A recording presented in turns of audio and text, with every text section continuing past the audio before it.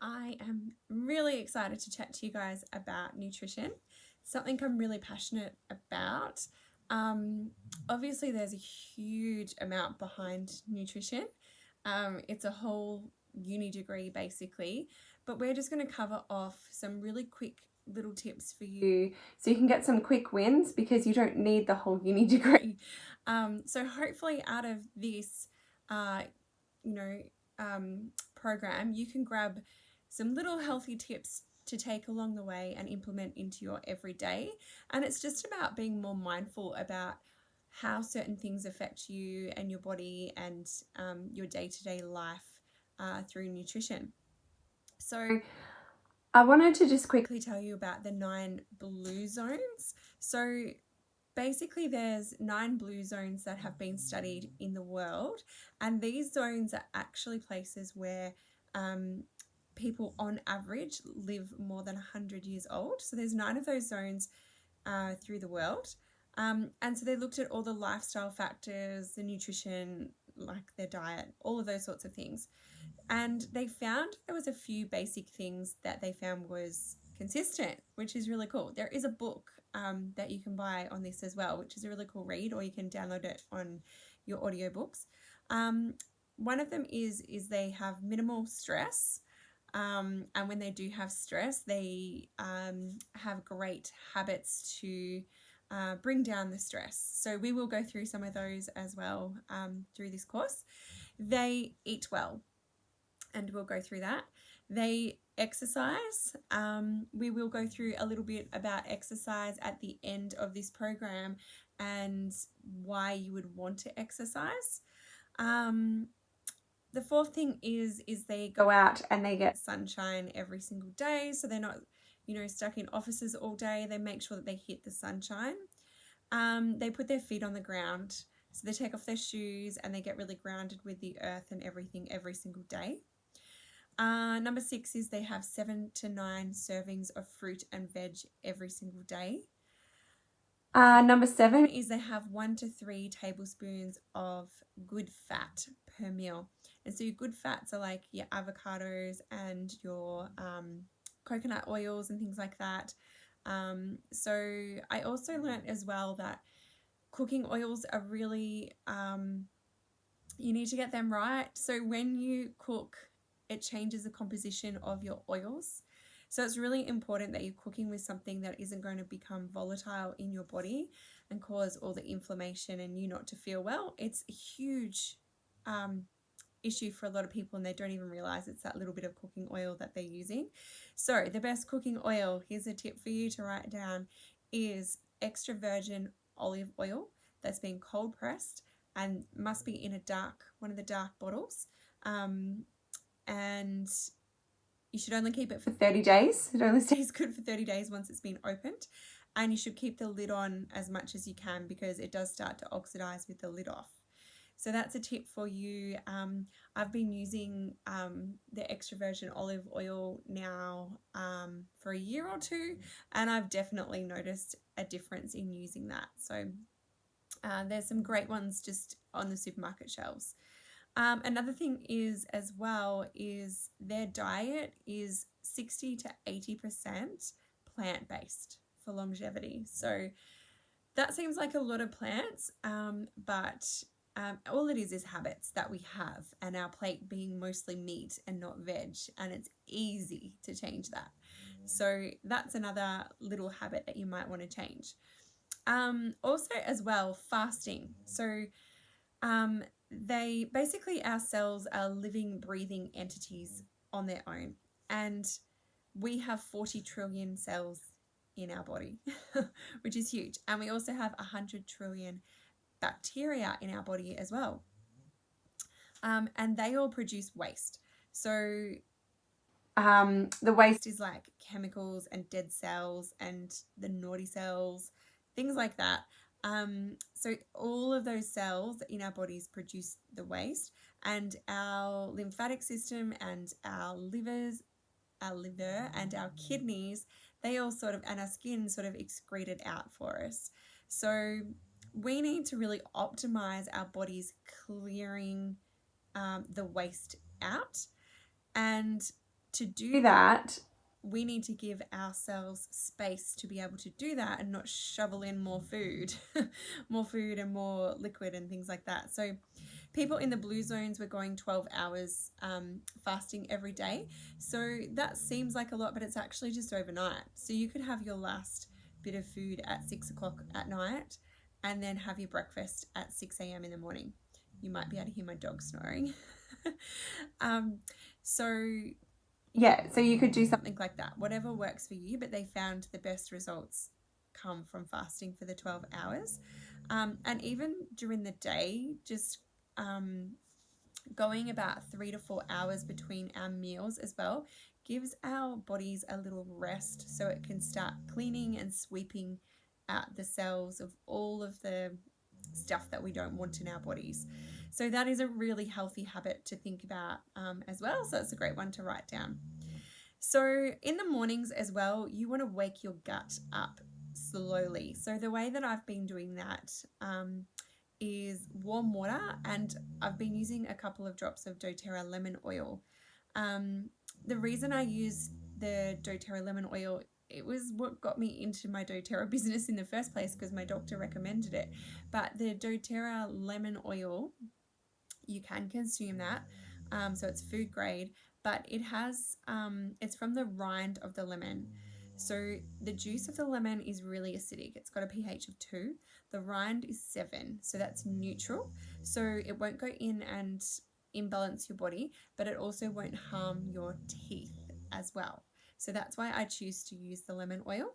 So basically it can clean out parasites, which was why my doctor recommended it for me, but it can also as well clean your liver ducts and cleans out your kidneys and things like that. And not to mention the beautiful aroma you get to wake up to in the mornings and just have that really nice moment. It does bring any stress and everything down, I find, just having that nice warm lemon drink in the morning. And then half an hour later, you can have some brekkie once that's all sort of woken up. So I have a berry smoothie. So liquid before lunch is always the best thing to do. It brings your blood sugar to a really good level, the berry smoothies. So studies have proven that eating berries is the best thing because we have the skin on them, and that's where all like amazing goodness is. So I actually go to the frozen section in the supermarket and I grab the mixed berries, and I might mix it up with a bit of mango and some cherries, or extra blueberries. I love blueberries. And then I add a little bit of good fat, so just a tablespoon of like coconut oil straight out of the jar. And I will put a picture and everything up of my smoothie and the ingredients and things like that. But the good fats make you stay fuller for longer. So that can often be a thing. People will try and have smoothies in the morning, but they forget to add a good fat in. You can add avocado too if you like half an avocado or something. So people forget to add that, and then they're starving by like 10 o'clock in the morning. So that will help you stay fuller for longer. Another thing that I add in there is a really good fruit and veg mix. So I just add a scoop of that in. I do use doTERRA's Terra Greens because it has a really good mix. You can use whatever you like. So I add that in as well, and some water, and blend it up, and sip on that like for over an hour. And it also hydrates your body. So it's usually about 1.5 to 2 liters for me. And in the morning we're dehydrated, we haven't drank all night, so it really just hydrates your whole body and gets you going for the day. So it's just good for so many reasons. If you find that you are wanting to gain weight, or you just too hungry, definitely add in a small bowl of oats and things like that as well. So lunch, lots of veggies. So you'll get lots of recipe books from this training, and things like veggie slices, raw veggie salads are really, really good. Eating raw is great because there's enzymes in the raw veggies, and enzymes help us break down our food. And as we age, we have less enzymes to help us be able to do that. And by the time we hit 40, we've actually got half the amount of enzymes that we had in our body to begin with. So you can see that we're not absorbing our food and our nutrients as well when we hit 40. So that's a massive thing to understand and to know. So a lot of doctors and everything will recommend to take enzyme capsules, which are fantastic. You just take them with a meal. A lot of people will take them with their main meal at nighttime. But even for kids, you can break them open and mix them into their oats or whatever that they have in the morning. Yeah, it's just really great. If you or your kids or anyone you know breaks out in eczema is actually a gut issue. So it's from not absorbing enough protein, which absorbing comes from the enzymes. So and then not having those proteins in your skin actually breaks down your skin, and that's when you get the eczema. So, things like your enzyme tablets are going to be really beneficial for those sorts of conditions as well. 80% of our immunity comes from our gut. So it is really important to look after our gut, and you'll just look after a massive part of your well-being. So really get acquainted with what is going to help your gut, and putting in more good than bad and all of those sorts of things, and really treating your gut with a huge amount of respect that it deserves, because so many issues in our body, like so many diseases and things like autoimmune diseases, Alzheimer's, eczema, dementia, so many things have been related to issues with our gut. So it's such a vital thing to get right, and our gut is directly linked to our brain as well. So there's a connection there too. So it can really affect your emotions and your mood and all of those sorts of things. So really understanding and getting to know your gut is going to leave you in a really, really great, healthy place. And just remember as well that one diet doesn't fit all, because we've all got different, body types and food sensitivities and things like that, which you can get tested. So just remember that if something is working for someone else, don't get frustrated because it doesn't work for you, because we're all incredibly different.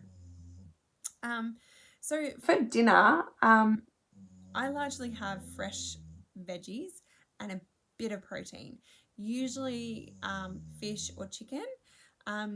The doctor who I studied through recommends red meat once a week. And I know that that's traditionally not what we do. And 80% of our plate to be veggies, 20% the protein, not the other way around.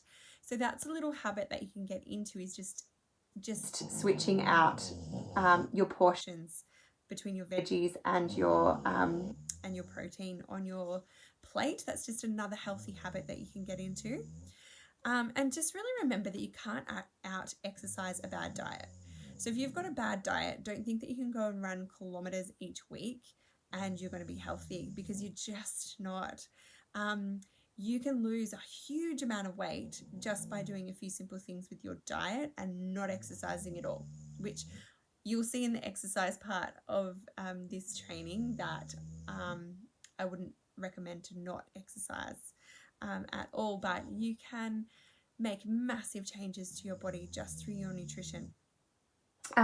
So just doing small changes slowly is what I hope you've got from this. Maybe start introducing a smoothie in the morning for breakfast, or start introducing your lemon water in the mornings to wake up your system in the mornings.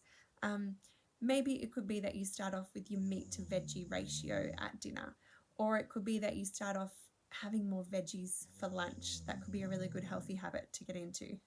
Dog snoring. It could be that you decide to do your 12-hour fasting overnight, because you know that's going to be good to sweep your cells, and 3 to 4 hours in between meals. That's another great healthy habit. I've done these habits and built them over time, not done them all at once. So pick the one that you're going to go with first, and then build on it with the next one once you're comfortable with that one. Or start off with 2 if you're feeling comfortable with a couple. And that is basically it for an introduction to nutrition. There's quite a few more trainings coming and some beautiful recipe guides for you guys. But I hope you've got a few healthy habits out of that. And I would love you guys to comment on what sort of aha moments you got from this video, and a few tips that you're going to do to take control of your health. Thanks.